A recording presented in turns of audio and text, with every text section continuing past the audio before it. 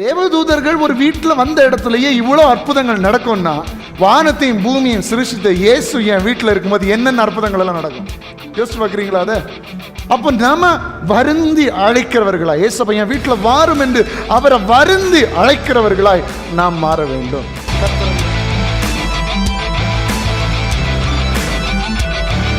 இதுக்கு காரணம் என்ன தெரியும்? ஒருவேளை அவர்கள் அவன் வீட்டுக்குள்ள அழைக்காம இருந்திருந்தா, வீட்டுக்குள்ள சேர்க்காம இருந்திருந்தா, அவனும் அவனுடைய குடும்பமும் அந்த தேசத்தில் அழிந்து போயிருக்கும். இப்போ வீட்டுக்குள்ள வருந்தி, நீங்க என் வீட்டில் தங்கணும், எனக்கு நீங்க முக்கியம், என் பிள்ளைகளோட எனக்கு நீங்க முக்கியம், என் வீட்டில் இருக்கிற மற்றவர்களோட நீங்க முக்கியம்னு சொல்லி உள்ள அழைத்து அவர்களை உபசரித்தபடினால் கர்த்தர் அவனையும் அவனுடைய குடும்பத்தையும் பெரிய தீமையில் என்று கர்த்தர் விடுவித்தார்.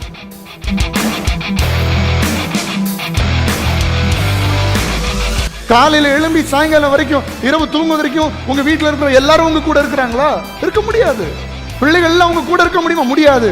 எப்பொழுதும் உங்க கூட இருக்க வேண்டும் என்றால் கர்த்தருடைய ஆவியானவர் மாத்திரமே நம்மோடு கூட இருக்க முடியும். அவர் இருக்கும்போது இல்லாத காரியங்களையும் இருக்கிறவைகள் போல அழைக்கிற தேவன். அது மாத்திரமல்ல, ஏதாவது பிரச்சனைகள், குழப்பங்கள், வேதனைகள், பலவீனங்கள், வியாதிகள், துன்பங்கள், இழப்புகள் வரும்போதும் கர்த்தர் அதை சரி செய்ய வல்லமையுள்ளவராக இருக்கிறார்.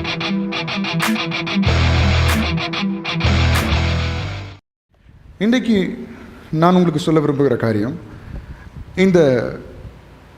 இந்த நாட்களிலே இயேசப்பா நம்ம கூட இருக்கிறார் என்கிற தெளிவு நமக்கு இருக்க வேண்டும். அதை ஒவ்வொரு நாள் ஆண்டவரிடத்தில் கேட்கணும். இயேசப்பா என்னிடத்துல நீங்கள் வாங்க, என் வாழ்க்கையில் நீங்கள் வாங்க, என் குடும்பத்தில் நீங்கள் வாங்க. நீங்கள் இருந்தால் தான் என் வாழ்க்கை நல்லா இருக்கும், நீங்கள் இருந்தால் தான் என் குடும்பம் நல்லா இருக்கும், நீங்கள் இருந்தால் தான் என்னுடைய வேலை நல்லா இருக்கும், நீங்கள் இருந்தால் தான் என் படிப்பு நல்லா இருக்கும், நீங்கள் இருந்தால் தான் என் வீடு பாதுகாக்கப்படும், நீங்கள் இருந்தால் தான் என் சரீரம் பாதுகாக்கப்படும், நீங்கள் இருந்தால் தான் என் குடும்பம் பாதுகாக்கப்படும் என்கிற ஒரு தன்மையில் நம்ம ஆண்டுடைய சமூகத்தில் அவரை வாஞ்சிக்கிறவர்களாக நம்ம உலகத்தில் என்னென்ன காரியங்களுக்கெல்லாம் நம்ம கெஞ்சுக்கிறோம். ஏசப்பாட்டை நம்ம இதுக்காக கேட்கணும். ஆண்டவரே என் வாழ்க்கையில் வாங்கப்பா, என் குடும்பத்தில் நீங்கள் வாங்கப்பா, என் தனிப்பட்ட வாழ்க்கையில் நீங்கள் வாங்கப்பான்னு சொல்லி அவரிடத்துல கெஞ்சி கேட்கிறவர்களாக நாம் இருக்க வேண்டும். இன்றைக்கி நம்ம நிறைய பேர் சொல்லுவோம், நம்ம ஆண்டவர்கிட்ட கெஞ்சி கேட்க வேண்டிய அவசியம் இல்லை, ஏன்னா நம்ம ஆண்டுடைய பிள்ளைகளாக இருக்கிறோம், நமக்கு ஆண்டவர் அதிகாரத்தை தந்திருக்கிறார், நம்ம அதனால் கெஞ்ச வேண்டிய அவசியம் இல்லை, அழ வேண்டியது அவசியம் இல்லை அப்படின்னு நம்ம சொல்லலாம். உண்மைதான். நம்ம உண்மையிலே பார்க்கும்போது ஆண்டுடைய பிள்ளைகளாகிய நாம் கெஞ்ச வேண்டியதில்லை, அழ வேண்டியதில்லை, அவர்கிட்ட போய் புலம்ப வேண்டியதில்லை. ஆனால் என் கூட இருங்கப்பா, என் கூட பேசுங்கப்பான்னு அவர்கிட்ட கெஞ்சலாம். அதில் தப்பே கிடையாது.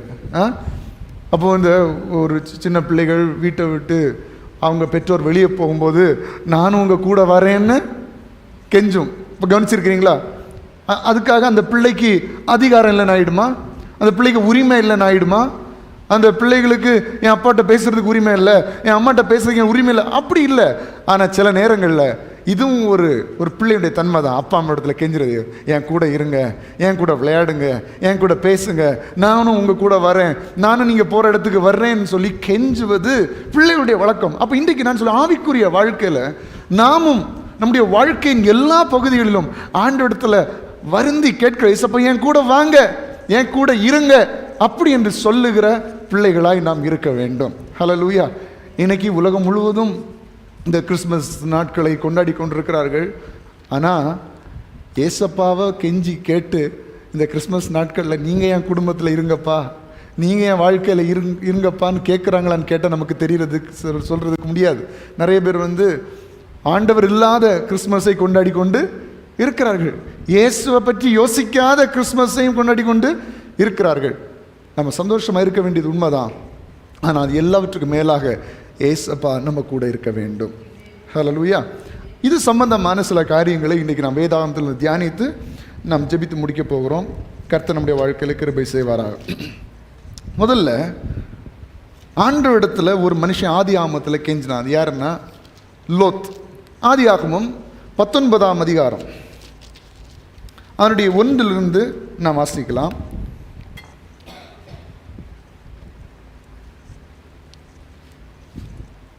ஆதி ஆகமம் 19ஆம் அதிகாரம் அதனுடைய 1 நாம் வாசிப்போம்.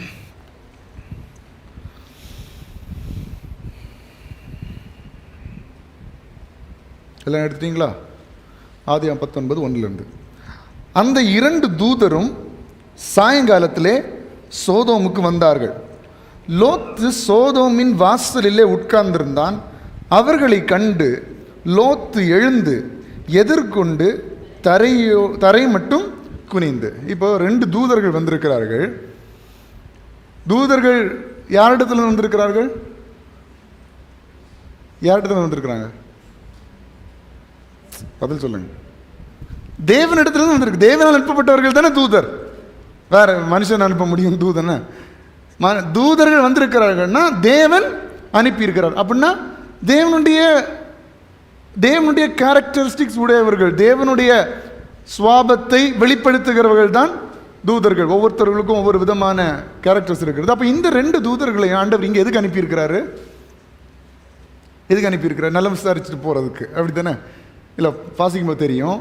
அந்த ஒட்டுமொத்த இடத்தையும் அழிப்பதற்காக தேவன் இந்த 2 தூதர்களையும் அனுப்பியிருக்கிறார். இந்த டீட்டெயில்ஸ்லாம் லோத்துக்கு தெரியுமான்னு தெரியல, தெரிய வாய்ப்பு இல்லைன்னு நினைக்கிறேன். ஆனால் இந்த 2 பேரும் தேவ தூதர்கள் என்று அறிந்த உடனே இந்த லோத் என்ன செய்கிறான்? தரை மட்டும் குனிந்து எதிர்கொண்டு தரை மட்டும் குனிந்து 2ஆம் வசனம், ஆண்டவன்மார்களே, அடியேனுடைய வீட்டு முகமாய் நீங்கள் திரும்பி உங்கள் கால்களை கழுவி ராத்தங்கி காலையில் எழுந்து பிரயாணப்பட்டு போகலாம். அதற்கு அவர்கள், அப்படி அல்ல, வீதியிலே ராத்தங்குவோம் என்றார்கள். அவன் அவர்களை, 3ஆம் வசனம், அவன் அவர்களை வருந்தி, எல்லாம் சொல்லுங்க, அவன் அவர்களை வருந்தி கேட்டார். ப்ளீஸ் தயவு செஞ்சு என் வீட்டில் வாங்கன்னு லோத்து அந்த தேவதூதர்களிடத்துல கேட்டான். முதல்ல என்ன சொல்றாங்க?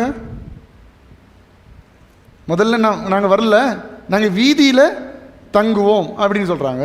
இப்போ 2வது சொல்கிறாங்க, சரி நாங்கள் உள்ள வர்றோம் அப்படின்னு. அங்கே ஒரு பெரிய எதிர்ப்புகள் மத்தியில் தான் லோத்தும் அவனுடைய குடும்பமும் வாழ்ந்து கொண்டிருக்கிறார்கள். அப்போ ராத் தங்குவோம் என்று சொன்ன உடனே இவன் சொல்கிறான், வருந்தி கேட்டுக்கணும், தயவு செஞ்சு எங்கள் வீட்டுக்குள்ளே வாங்க அப்படின்னு. சரியா? இதுதான் இன்றைக்கி நமக்கு செய்தியின் தலைப்பு. நம்ம ஆண்டவரிடத்தில் தயவு பண்ணி வருந்தி கேட்க வேண்டும், அப்பொழுது அவர் நம் வீட்டில் தங்குவார். எப்படி சகையு ஆண்டவரை பார்ப்பதற்கு எங்கே ஏறினான்? காட்டத்தி மரத்தில் ஏறுறான். எப்படியாவது பார்த்துட மாட்டோமா? அதை தான் ஆண்டவர் பார்க்கிறார். அவன் வீட்டுக்கு ரட்சிப்பு வந்தது. இங்கே லோத்து கேட்கிறான், வருந்தி கேட்கிறான், தயவு செஞ்சு என் வீட்டுக்கு வாங்க, தங்குங்க, ஸ்டே பண்ணுங்க, கால்களை கழுவுங்க, இந்த ராத்திரியை இங்கே நீங்கள் தங்குங்க அப்படின்னு சொல்லுகிறான். பாருங்க, அப்பொழுது அவனிடத்திற்கு திரும்பி அவன் வீட்டிலே பிரவேசித்தார்கள். அவன் புளிப்பில்லா அப்பங்களை சுட்டு அவர்களுக்கு விருந்து பண்ணினான். அவர்கள் புசித்தார்கள். அவர்கள் படுக்கும் முன்னே சோதோம் பட்டணத்து மனிதராகிய வாலிபர் முதல் கிழவர் மட்டுமுள்ள ஜனங்கள் அனைவரும் நானா திசைகளிலும் இருந்து வந்து வீட்டை சூழ்ந்து கொண்டு. இப்போ 2 பேரும் யாரு? தூதர்கள், அப்படி தானே? ஆனால் அவர்களுக்கு அவன் புளிப்பில்லா அப்பங்களை சுட்டு அவர்களுக்கு விருந்து பண்ணினான். அவர்களும் புசித்தார்கள். அப்போ நமக்கு தெரியாது, உங்கள் பக்கத்தில் இருக்க ஒருவேளை தேவதூதனாக இருக்கலாம், பார்த்துக்கோங்க. மனுஷ ரூபத்தில் தேவதூதர்கள் பக்கத்தில் இருப்பாங்க, உங்கள் வீட்டில் இருப்பாங்க, வீட்டு பக்கத்தில் இருப்பாங்க. நீங்கள் அவங்களுக்கு விருந்து பண்ணாமல் விட்டுறாதீங்க, சரியா? Okay, fine. இப்போ பாருங்கள், எவ்வளோ பெரிய ஒரு மகிமையான அனுபவம் லோத்துக்கு, இல்லையா? இப்படிப்பட்ட ஆசை யாருக்காவது இருக்கா? யாருக்கெல்லாம் தேவதூதர்களை பார்க்கணுன்னு ஆசை இருக்குது? எனக்கும் ரொம்ப நாள் ஆசை. எனக்கு 2-3 டவுட் வேறு இருக்குது, இவங்கெல்லாம் தேவதூதர்கள் தானே அப்படின்னு. உங்களே இல்லை, நான் ஒரு நாள்லாம் ஒருத்தரை மீட் பண்ணேன் பாருங்கள். நான் ஒரு இடத்துக்கு பஸ்ஸில் போயிட்டுருக்கும்போது ராத்திரியில் பஸ்ஸில் அவர் ரொம்ப புலம்பிகிட்டே இருக்கிறார். ஆய் பூய் சத்தம் போட்டு அப்படி புலம்பிகிட்டு இருக்கிறார். ஒரு மெண்டல், ஒரு கிறுக்கு பிடிச்ச ஒரு ஆள் மாதிரி ரொம்ப சத்தமாக பஸ்ஸில் உள்ள எல்லாரும் அவரை பார்த்துட்டு இருக்கிறாங்க. எல்லாம் புலம்பிகிட்டு இருக்கிறாங்க. புலம்பிகிட்டு இருக்கும்போது நான் பக்கத்தில் தான் இருந்தேன். நான் பார்த்துட்டு அவர் ஒன்றுமே கேட்கவும் இல்லை, ஒன்றும் செய்யலை. நான் பர்ஸில் இருந்து ஒரு 100 ரூபாய் எடுத்து அவருக்கு கொடுத்தேன். சரியா? 100 ரூபா கொடுத்தேன். 100 ரூபா கொடுத்த உடனே அவருக்கு சத்தம் இல்லை, என்ன செஞ்சாச்சு, எல்லாம் அவருக்கு புலம்பெல்லாம் இந்த பைத்தியம் பிடிச்ச ஆள் மாதிரி பண்ணிட்டு இருந்ததெல்லாம் நின்று போயாச்சு. நின்றுட்டு அவர் கண்ணெல்லாம் கலங்க ஆரம்பிச்சு, உனக்கு இப்படி ஒரு கையெல்லாம் ஆடுது, உனக்கு அங்கிருந்து ஆசீர்வாதம் வரும். எப்படி நேரம் நடந்தது, நான் இதெல்லாம் அப்பாட்டெல்லாம் சொல்லியிருக்கேன், எல்லாருக்குமே தெரியும், வீட்டில் உள்ள எல்லாருக்குமே தெரியும், உனக்கு அங்கேருந்து ஆசீர்வாதம் வரும் அப்படின்னு சொல்லிட்டு சொன்னார். சொன்ன உடனே நீங்கள் எங்கேருந்து வர்றீங்கன்னு கேட்டேன். உடனே அவர், பஸ்ஸு நாகர்கோவில் போது, நீங்கள் எங்கே போகிறீங்க தெரியாது. எனக்கு டப்புன்னு ஒரு மாதிரி ஆயிடுச்சு. ஐயோ, யார் எங்கேருந்து வர்றீங்க தெரியாது, எங்கே போகிறீங்க தெரியாது. நான் அப்புறம் இறங்குறது வரைக்கும் அவர் எதுவும் பேசவில்லை, என்னை கையை தொட்டு அனுப்பி விட்டார். எனக்கு இன்னைக்கு வரைக்கும் டவுட்டாக இருக்குது, ஒருவேளை அது தேவதூதனா இருக்கும்.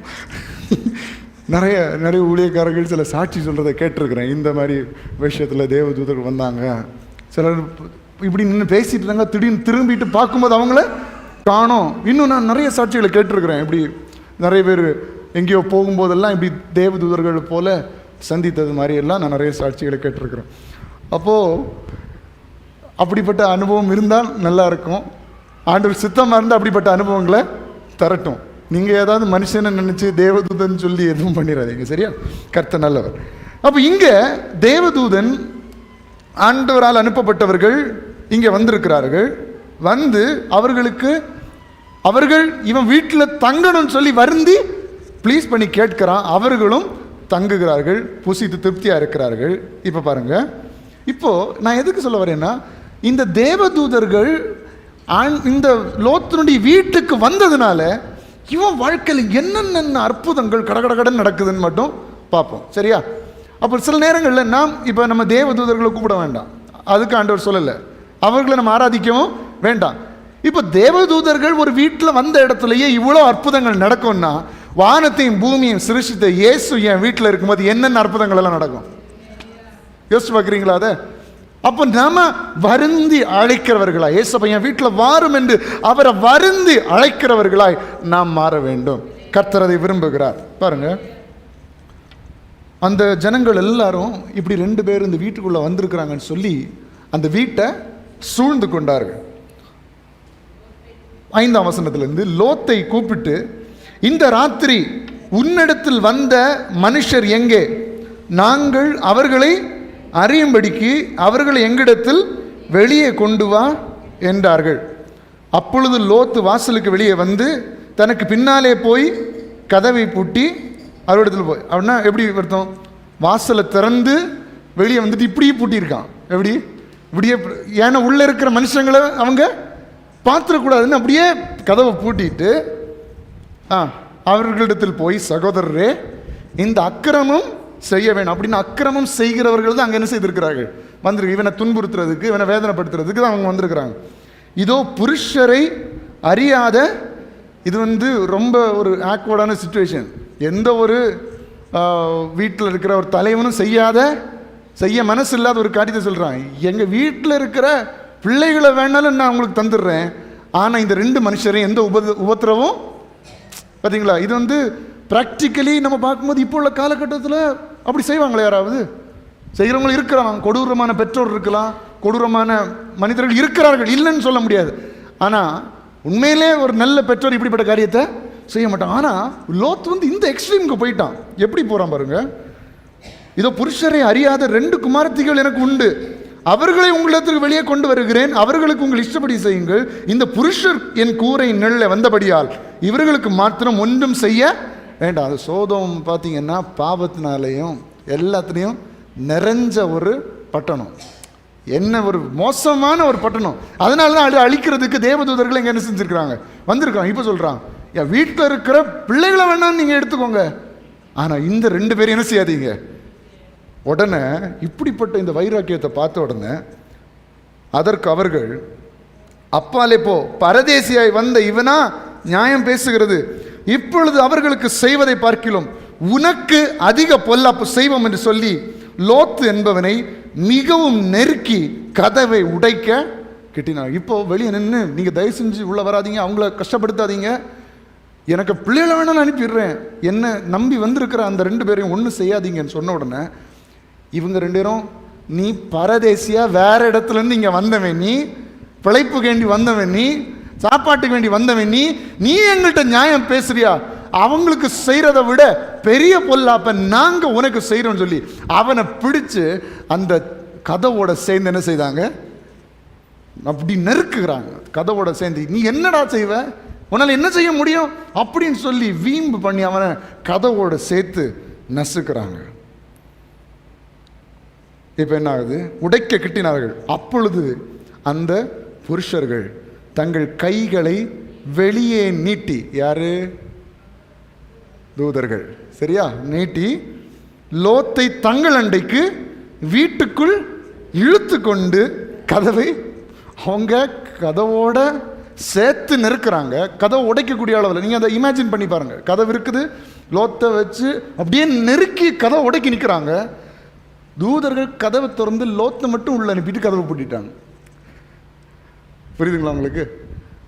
இது நம்மளால செய்ய முடியாது. சின்ன சின்ன விஷயம்தான், ஆனால் நம்மளால செய்ய முடியாது. கதவை பூட்டி 11ஆம் வசனம், தெரு வாசல் இருந்த சிறியோரும் பெரியோரும் ஆகிய மனிதருக்கு குருட்டாட்டம் பிடிக்க பண்ணினார்கள். எல்லாரும் கரங்களை தட்டி அவனுக்கு மகிமையை செலுத்துங்க.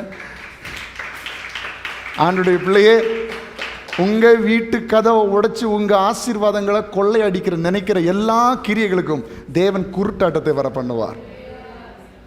லோத்தினுடைய வாழ்க்கையில் அதை செய்தார்னா இன்னைக்கு நம்ம வாழ்க்கையில் செய்ய வல்லமையுள்ளவராக இருக்கிறார். உங்களுக்கு நஷ்டத்தை உண்டு பண்ணுகிற வியாதிகள், உங்களுக்கு நஷ்டத்தை உண்டு பண்ணுகிற பலவீனங்கள், நஷ்டத்தை உண்டு பண்ணுகிற பண பிரச்சனைகள், நஷ்டத்தை உண்டு பண்ணுகிற மனிதர்கள் எல்லோருக்கும் இதே போல நடக்கும். ஹல்லேலூயா. ஏன்னா நமக்கு துணை செய்கிறவர் கர்த்தர். எப்போ நம்ம வருந்தி ஏசப்பாவை நமக்குள்ள வச்சிருக்கும் போது, நம்ம வீட்டில் வச்சிருக்கும் போது எந்த தீமையும் அவரை தாண்டி உள்ள வராது. கவனிக்கிறீங்களா? குருட்டாட்டம் பிடிக்க பண்ணினார்கள். அப்பொழுது அவர்கள் வாசலை தேடி தேடி அலுத்து போனார்கள். வாசலை தேடி தேடி அலுத்து போனார்கள். பின்பு அந்த புருஷர் லோத்தை நோக்கி, இவ்விடத்தில் இன்னும் உனக்கு யார் இருக்கிறார்கள்? மருமகனாவது, உன் குமாரராவது, உன் குமாரத்திகளாவது, பட்டணத்தில் உனக்குரிய எவர்களாவது இருந்தால் அவர்களை இந்த ஸ்தலத்திலிருந்து வெளியே அழைத்து கொண்டு போ. நாங்கள் இந்த ஸ்தலத்தை அழிக்கப் போகிறோம். இவர்கள் கூக்குரல் கர்த்தருடைய சமூகத்தில் பெரிதாக இருக்கிறது. இதை அழிக்க கர்த்தர் எங்களை அனுப்பினார் என்றார்கள். இப்போ என்ன தெரியுமாச்சு? இவனுடைய வீட்டில் அந்த தூதர்கள் வந்தனால லோத்தும் அவனுடைய குடும்பமும் காப்பாற்றப்பட்டது. இந்த அழிவு நின்று காப்பாற்றப்பட்டார்கள். சொல்றாங்க, திரும்பி பார்க்காம போ. லோத்தின் மனைவி திரும்பி பார்த்தாள், உப்பு தூணாய் மாறினாள். மீதி எல்லாரையும், அவனையும் அவனுடைய குடும்பத்தையும் கர்த்தர் ரட்சித்தார். இதுக்கு காரணம் என்ன தெரியுமா? ஒருவேளை அவர்கள் அவன் வீட்டுக்குள்ள அழைக்காம இருந்திருந்தா, வீட்டுக்குள்ள சேர்க்காம இருந்திருந்தா, அவனும் அவனுடைய குடும்பமும் அந்த தேசத்தில் அழிந்து போயிருக்கும்.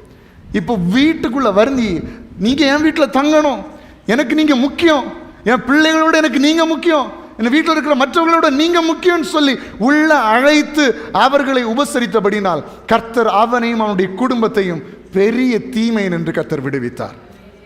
மொத்தத்தையும் அழிச்சு போட்டாங்க.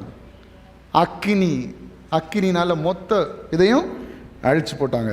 ஆனால் லோத்தையும் லோத்துடைய குடும்பத்தையும் கர்த்தர் காப்பாற்றினார்.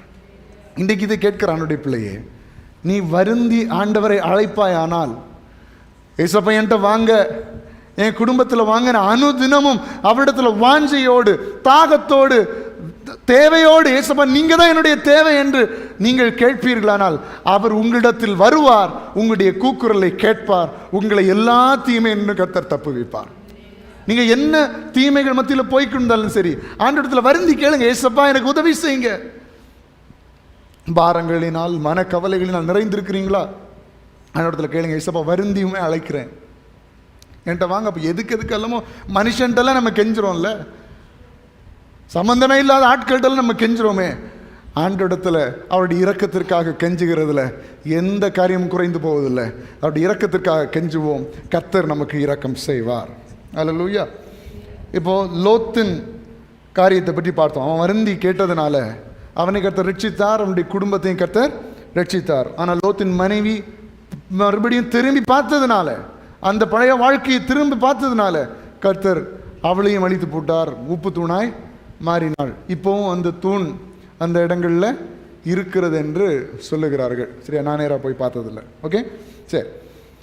அடுத்தது வருந்தி கேட்ட இன்னும் ஒரு ஸ்திரீயை பற்றி நம்ம பார்ப்போம். 2 ராஜாக்கள் 4ஆம் அதிகாரம் அதனுடைய 8ஆம் வசனம். 2 ராஜாக்கள் 4ஆம் அதிகாரம் அதனுடைய 8ஆம் வசனம். அதில் பார்க்கும்போது, பின்பு ஒரு நாள் எலிசா சூனேமுக்கு போயிருக்கும்போது அங்கே இருந்த கனம் பொருந்திய ஒரு ஸ்திரீ, யாரு? கனம் பொருந்திய ஒரு ஸ்திரீ அவனை போஜனம் பண்ண வருந்தி கேட்டுக்கொண்டாள். அப்படியே அவன் பயணப்பட்டு வருகிற போதெல்லாம் போஜனம் பண்ணும்படி அங்கே வந்து தங்குவான். இது எலிசாவை பற்றி வேதம் சொல்லுகிறது. எலிசா யார்? தேவனுடைய தீர்க்கதரிசி, தேவனுடைய ஊழியக்காரன், கர்த்தரை வெளிப்படுத்துகிறவன். இவனிடத்தில் இந்த சூனேமியாள்னா வருகிறது. அந்த சூனேம் என்கிற தேசத்தில் வாழுகிற ஒரு ஸ்திரீ, அதுவும் சாதாரணப்பட்ட ஆள் இல்லை, கனம் பொருந்திய ஒரு ஸ்திரீ. அப்போ இந்த எலிசா தீர்க்கதரிசிட்ட, நீங்கள் கண்டிப்பாக என் வீட்டில் வந்து ஆகாரத்தை உண்ணணும், சாப்பிடணும் சொல்லி வருந்தி கேட்டுக்கொண்டாள். என்ன தெரியுமா நடந்துச்சு? இவள் வருந்தி கேட்டதினால் இவருடைய வாழ்க்கையில் ஒரு பெரிய ஆசீர்வாதம். என்ன ஆசீர்வாதம் தெரியுமா? தொடர்ந்து வாசிங்க. அவள் தன் புருஷனை நோக்கி, இதோ நம்மிடத்தில் எப்போதும் வந்து போகிற தேவனுடைய மனுஷனாகி இவர் பரிசுத்தவான் என்று காண்கிறேன். நாம் மெத்தையின் மேல் ஒரு சிறிய அறை வீட்டை கட்டி. மெத்தைன்னா என்னது? பரவாயில்லையே, நான் மெத்தைனா நீங்கள் கட்டில் போட்டிருக்கேன். மெத்தைக்கு மேலே ஒரு வீடை கட்டி. மெத்தைனா என்ன? ஒரு மாடி, ஒரு ரூஃப் டாப். அப்போ மெத்தையின் மேல் ஒரு சிறிய அறை வீட்டை. ஒரு ஊழியக்காரனுக்கு எவ்வளவு கனம் கொடுக்கிறார்கள் என்று நீங்கள் யோசித்து பார்க்கணும். இவர் வந்து நம்ம வீட்டில் சாப்பிட்டுட்டு போகிறாரு, அடிக்கடி வர்றதுனால இவர் இந்த ஏரியா வரும்போது நம்ம வீட்டில் தங்குறதுக்காக ஒரு அறை வீட்டை நம்ம இவருக்கு கட்டி, அதில் அவருக்கு ஒரு கட்டிலையும் மேஜையும், ஒரு ஆஃபீஸ் வித் பெட்ரூம். ஊழியக்காரருக்கு தங்குறதுக்கு, அவருக்கு ஒர்க் பண்ணுறதுக்கு ஆஃபீஸ் டேபிள், சேர் ப்ளஸ் கட்டில், ரெஸ்ட் எடுக்கிறதுக்கு கட்டில், கட்டிலையும் மேஜையும் நாற்காலியும் குத்து விளக்கையும் வைப்போம். அப்படின்னா குத்து விளக்குனா என்ன? அந்த ரூமை பிரகாசிக்க பண்ணுவதற்கு ஒரு லைட், சரியா, வைப்போம். அவர் நம்மிடத்தில் வரும்போது அங்கே தங்கலாம் என்றாள். ஒரு நாள் அவன் அங்கே வந்து அந்த அறை வீட்டில் தங்கி அங்கே படுத்து கொண்டிருந்தான். அவன் தன் வேலைக்காரனாகி கேயாசை நோக்கி, இந்த சூனேமியாளை அழைத்து கொண்டு வா என்றான். அவளை அழைத்து கொண்டு வந்தான். அவள் அவனுக்கு முன்பாக நின்றாள். அவள் கேயாசியை பார்த்து, இதோ இப்படிப்பட்ட சகல சலக்கரணையோடும் எங்களை விசாரித்து வருகிறாயே, உனக்கு நான் என்ன செய்ய வேண்டும்? இவன் என்ன தெரியுமா சொல்றா பாருங்க. ஆல்ரெடி கனம் பொருந்திய, அதாவது கனம் பொருந்தியவர்கள் சீக்கிரமாக அவங்களுடைய தேவைகள் என்ன செய்ய மாட்டாங்க, சொல்ல மாட்டாங்க, வெளியே சொல்ல மாட்டாங்க. ஏன்னா அவங்களுக்கு அது கஷ்டமாக இருக்கும். இவனும் டக்குன்னு வெளியே சொல்லலை பாருங்கள். தீர்க்கதரிசி என்ன கேட்குறான்னா, நான் உனக்கு என்ன செய்ய வேண்டும்? ராஜாவினிடத்திலாவது சேனாபதியினிடத்திலாவது உனக்காக நான் பேச வேண்டிய காரியம் உண்டு. அப்போது எலிசாவுடைய பவரை நீங்கள் பார்க்கணும். எவ்வளோ இம்பேக்ட் இருக்குது. ராஜாவோடு கூட, சேனாபதி அதிகாரிகளோடு கூட இவனுக்கு என்ன இருக்குது? இம்பேக்ட் இருக்குது, ரிலேஷன்ஷிப் இருக்குது. அப்போ நீ என்ன இப்படி கவனிக்கிறியே? நான் வரும்போதில் எனக்கு இப்படி ஆகாரம் தர்றியே, நான் இங்கே வந்தால் தங்குறதுக்கு ஒரு வீட்டை கட்டி, ஒரு ரூமை கட்டி, அதில் டேபிள் சேர் கட்டிலாம் போட்டு நான் ரெஸ்ட் எடுக்கிறதுக்கு நான் என் வேலைக்காரன் இருக்கிறதுக்கு பண்ணியிருக்கிறியே, உனக்கு நான் என்ன செய்ய வேண்டும்? ராஜாவிடத்தில் உனக்காக ஏதாவது பேசணுமா? இல்லை சேனாபதிகளிடத்தில் ஏதாவது உனக்காக பேசணுமா? அதிகாரத்தில் உனக்கு ஏதாவது பேசணுமா என்று சொல்லி கேட்கிறான். அதற்கு அவள் என்ன சொல்லுகிறா பாருங்க. அது டீசெண்டான அப்ரோச் பாருங்க எப்படி இருக்கு. என் ஜனத்தின் நடுவே நான் சுகமாய் குடியிருக்கிறேன் என்றார். அப்படின்னு அர்த்தம் என்ன? நான் நல்லா இருக்கிறேன், எனக்கு எந்த தேவையும் இல்லை. அவளுக்கு செய்ய வேண்டியது என்னவென்று கேயாசி அவன் கேட்டதற்கு, இப்போ எனக்கு இவள்கிட்ட கேட்டவ சொல்கிற மாதிரி தெரியல. அவ்வளோ டீசெண்டாக இருக்கா, அவ்வளோ ஒரு கனம் பொருந்தியவள் என்று வேதம் சொல்லுகிறதுன்னா உண்மையிலே அது கனம் பொருந்தியவள் தான், சரிங்களா? அப்போ கேயாசி கேட்கும்போது கேயாசி சொல்லுகிறான், அவன் அவளுக்கு பிள்ளை இல்லை, அவள் புருஷனும் பெரிய வயதுள்ளவன் என்றான். அப்பொழுது அவன் அவளை கூப்பிடு என்றான். அவளை கூப்பிட்ட போது அவள் வந்து வாசல்படினாள். அப்பொழுது அவன், ஒரு பிராண உற்பத்தி கால திட்டத்திலே ஒரு குமாரனை அணைத்து கொண்டிருப்பாய் என்றான். பாருங்க, முதல் அற்புதம். அந்த தேவனுடைய மனுஷனை வருந்தி கேட்டு, என் வீட்டில் நீங்கள் வாங்க, ஆகாரத்தை சாப்பிடுங்க, தங்குங்க, உங்களுக்காக நான் இதெல்லாம் செய்கிறேன்னு சொல்லி, அதாவது இப்போ நீங்கள் இது அப்படி என்ன செய்யக்கூடாது, எல்லாத்தையும் நம்ம சொல்ல வேண்டியது இருக்கு பாருங்கள். இப்போ நீங்கள் இனி எல்லா ஊழியக்காரர்களையும் கூப்பிட்டு ஒவ்வொரு வீட்டுக்கு மாடியில் ஒவ்வொரு ரூமாக கட்டி எனக்கு வீட்டுக்கு ஆசீர்வாதம் நிறைய வரட்டு சொன்னால் நடக்காது. அப்படிலாம் இதுக்காகவே ஏமாற்றுகிறவர்களும் இருக்காங்க. நான் எனக்கு அப்படிலாம் பேசுறதுக்குள்ள வயசு ஆகலை, தயவு செஞ்சு மன்னிச்சுக்கோங்க. ஆனால் இந்த காரியத்தை சொல்கிறதுனால என்னால் சொல்லாமல் இருக்கிறதுக்கும் வழி இல்லை. சரியா? எல்லாரையும் நம்பி நீங்கள் ஒரு காரியங்களையும் செய்யக்கூடாது. ஆண்டவர் உங்களை யாருக்கு உதவணும்னு ஏவுகிறாரோ, யாரை உபசரிக்கணும்னு ஏவுகிறாரோ அவங்களுக்கு நீங்கள் செய்யணும். சரியா? சரியாக செய்யணும். நிறைய ஆண்டுடைய பேரை சொல்லி ஏமாற்றுகிறவர்கள் அநேகம் பேர் இருக்கிறார்கள். பைபிளை பற்றியே தெரியாது, ஊழியத்தை பற்றியே தெரியாது, ஆனால் எப்படியாவது ஜனங்களை ஏமாற்றலாம்னு சொல்லி பண்ணுறவங்க நிறைய பேர் இருக்காங்க. நீங்கள் அதில் கேர்ஃபுல்லாக இருக்கணும். சரியா? சிலர் நான் எலிசான்னே சொல்லிட்டு வருவாங்க. சிலர் நான் எலிசா, நான் இப்போது அதுக்கு மேலே நான் தான் இயேசுன்னு சொல்லிட்டு நிறைய பேர் நிறைய இடங்களில் சுற்றிட்டு இருக்காங்க. நான் இங்கே இல்லை, இஸ்ரவேல் நாடு அந்த அந்த இடத்துல உள்ளவங்க, எருசலேம் அந்த இடத்துல உள்ளவங்கள சிலர் நான் தான் இயேசு அப்படின்னு சொல்லி அவனுக்கு கோடிக்கணக்கில் பணம்.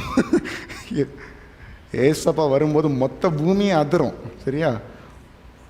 இங்கே வந்தார்னா பூமிக்கு அடுத்த பக்கம் இருக்கிறவனுக்கு தெரியும் ஏசப்பா வந்துட்டாருன்னு. அவர் அப்படி தான் வருவார். சகல பரிசுத்தவான்களோடும் கூட, தூதர்களோட, சேனைகளோட அவர் என்ன செய்வார்? வருவார். இப்படி ஒவ்வொருத்தருடைய அப்படி நான் தான் இயேசு, நான் தான் இயேசுன்னு சொல்லிட்டு இருக்க மாட்டார் நான் நம்புகிறேன். அதனால அப்படி நீங்கள் ஏமாந்து விட கூடாது. நான் இயேசுவை அனுப்பினார்னு சொன்னாலும் நான் உங்களுக்கு இந்த 6 நாட்களில் ஒரு நாள் சொன்னேன், அப்படி தானே?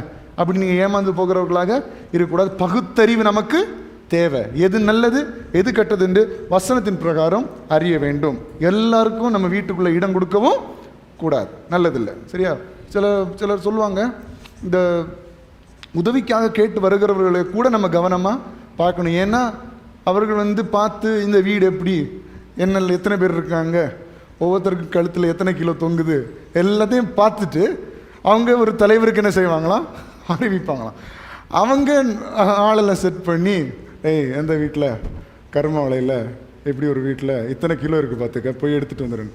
அவன் நைட்டு ஃபுல்லாக எண்ணெய் தடவிட்டு இப்படிலாம் நிறைய இடத்துல நடக்கு. அப்போ ஒருத்தங்க உதவி கேட்க வர்றவங்கள்ட்ட கூட என்ன செய்யணும்? கவனமாக இருக்கணும். சமீபத்தில் ஒருத்தர் இங்கே உதவி கேட்க வந்திருந்தார். அப்போ நான் உள்ளேருந்து கேமராவில் பார்த்துட்டே இருக்கேன், டிவியில் பார்த்துட்டே இருக்கும்போது அவர் சும்மாவே இல்லை பாருங்க, இப்படி பார்ப்பார். ஏன்னா வெளியே ஆளே இல்லை, நான் பார்த்துட்டு இருக்கிறது அவருக்கு தெரியாது. வெளியே ஆளே இல்லை, இப்படி பார்ப்பார், அங்கே என்ன இருக்குன்னு அப்படி எட்டி பார்ப்பார். அங்கே பரவாயில்ல. அம்மா வெளியே போனதும் எப்படி நிற்கிறார். நான் இது எல்லாத்தையும் பார்த்துட்டேன். அப்போது என்ன கள்ள வேலை பார்க்குறாங்க, அப்படிங்க வந்தாலும் அவன் தான் வச்சுட்டு போகணும், அது வேறு. ஆனாலும் அப்படி உங்கள் கள்ள மொழிகள் எல்லாம் அப்படி இருக்குது. அப்போ நம்ம எல்லாரையும் நம்பி வீட்டுக்குள்ளே என்ன செய்யக்கூடாது? ஏற்றக்கூடாது. சரியா? அதில் நீங்கள் ரொம்ப கேர்ஃபுல். கர்த்தருடைய பெயரை சொல்லி வந்தால் கூட நீங்கள் யாருக்காவது தெரியப்படுத்தணும். தெரியப்படுத்தி இப்படி ஒருத்தவங்க வந்திருக்கிறாங்க அப்படின்னு சொல்லி தெரியப்படுத்தி தான் நீங்கள் ஒரு ஆளுக்கு உங்கள் வீட்டில் ஆக்சஸ் பண்ணணும். இங்கே சுனேமியாலும் கனம் புரிந்தவளாக இருந்தாலும் தடவை வந்த உடனே வீட்டை கட்டி ஒன்று கொடுக்கல, 2-3 தடவை கூப்பிட்டு அவன் பரிசுத்தவான் என்று கண்ட பிறகு. கவனிக்கிறீங்களா? எப்போ பரிசுத்தவான் என்று அந்த வசனத்தை போடுங்களேன்.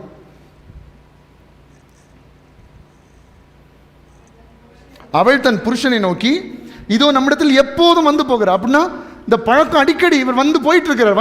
போயிட்டு இருக்கும்போது இவங்க கூட பழகுனதுல இந்த சுனேமியால் ஒரு நற்சாட்சி சொல்லுகிறார். என்ன சாட்சினா, இவன் பரிசுத்தவான். ஹல்லேலூயா.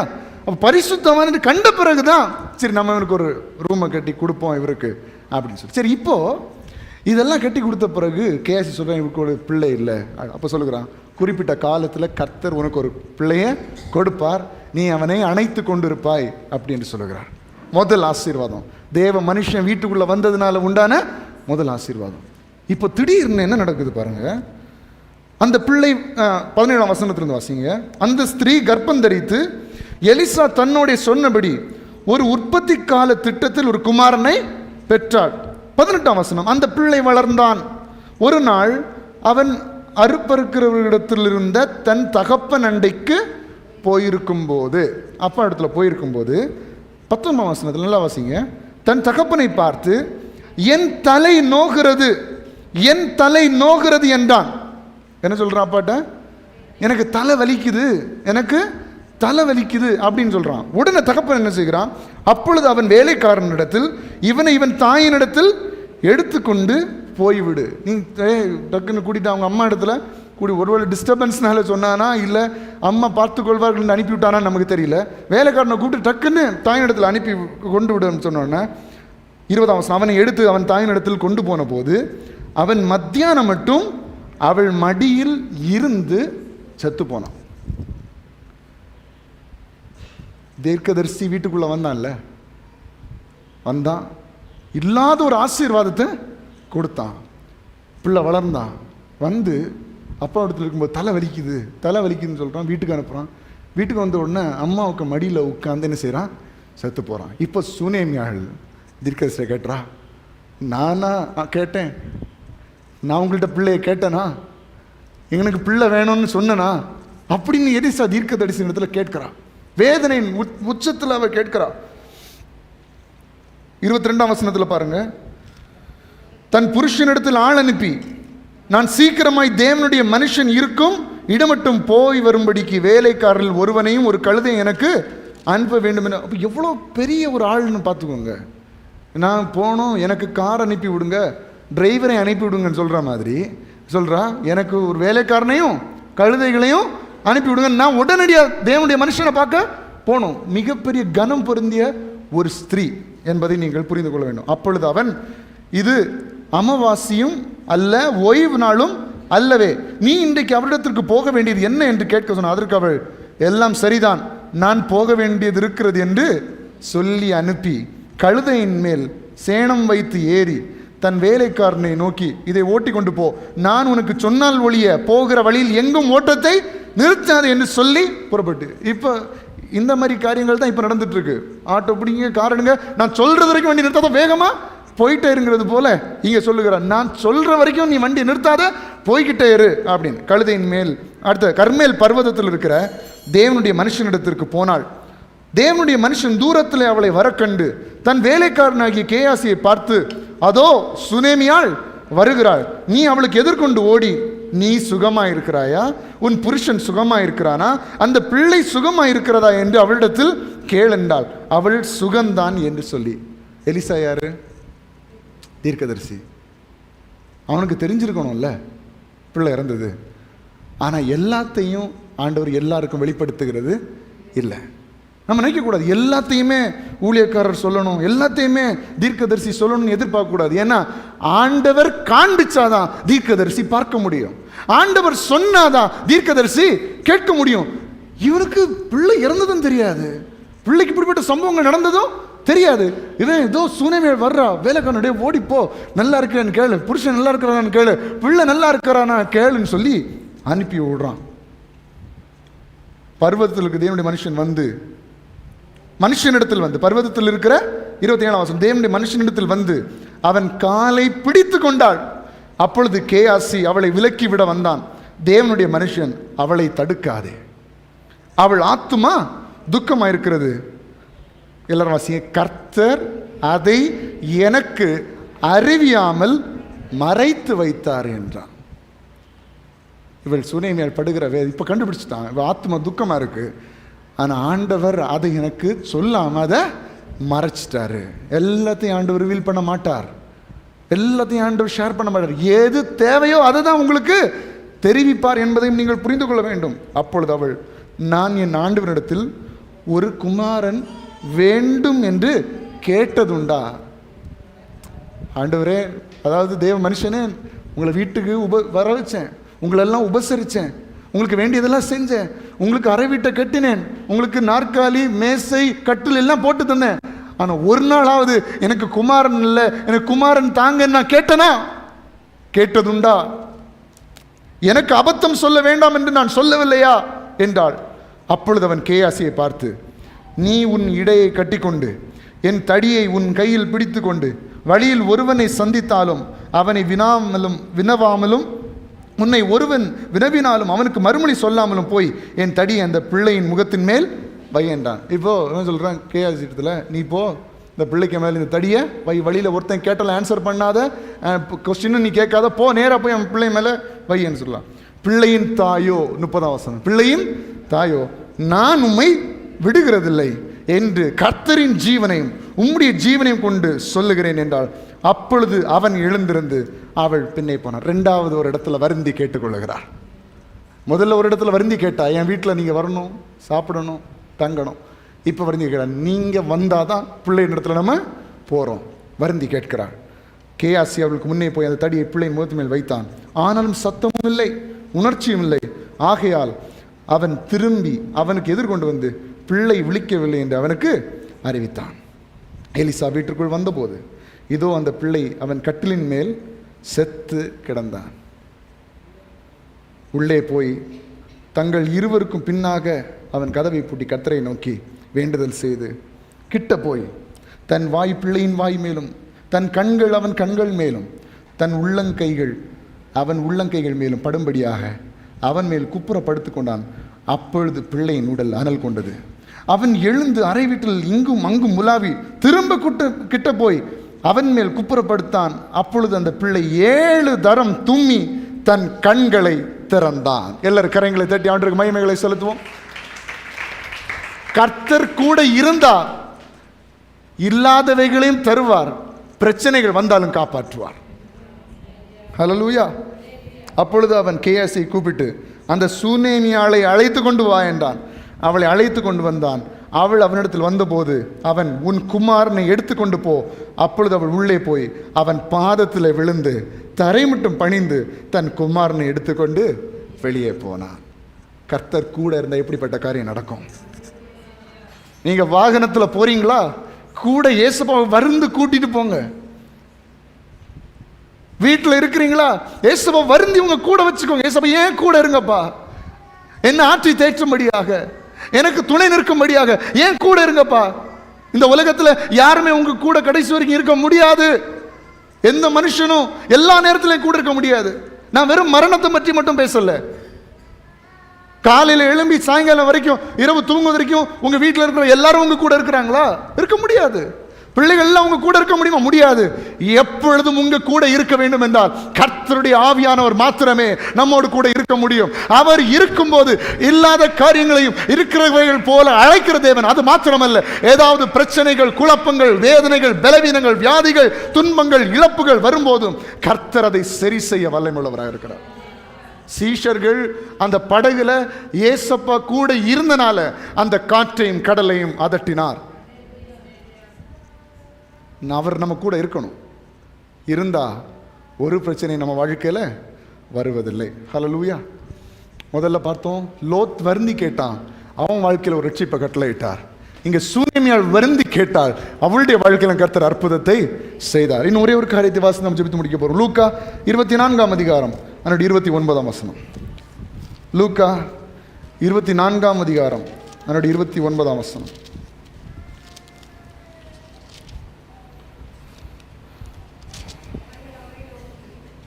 அவர்கள் அவரை நோக்கி, நீர் எங்களுடனே தங்கிரும், சாயங்காலம் ஆயிற்று, பொழுதும் போயிற்று என்று அவரை வருந்தி கேட்டுக்கொண்டார்கள். யார்கிட்ட கேட்குறாங்க? உயிர் தெழுந்த இயேசுப்பாட்ட. ஹல்லேலூயா. அவர்களோட அவர் பந்தி இருக்கையில் அவர் அப்பத்தை எடுத்து ஆசீர்வதித்து அதை பிட்டவர்களுக்கு கொடுத்தார். அப்பொழுது அவருடைய கண்கள் திறக்கப்பட்டு அவரை அறிந்தார்கள். உடனே அவர் அவர்களுக்கு மறைந்து போனார். அவருடைய பிள்ளையே, இன்றைக்கு இந்த இயேசுப்பாவை உங்கள் வாழ்க்கையில், உங்கள் வீட்டில், உங்கள் குடும்பத்தில், உங்களுடைய இருதயத்தில் வருந்தி அழைக்கிறவர்களாக இருக்க வேண்டும்.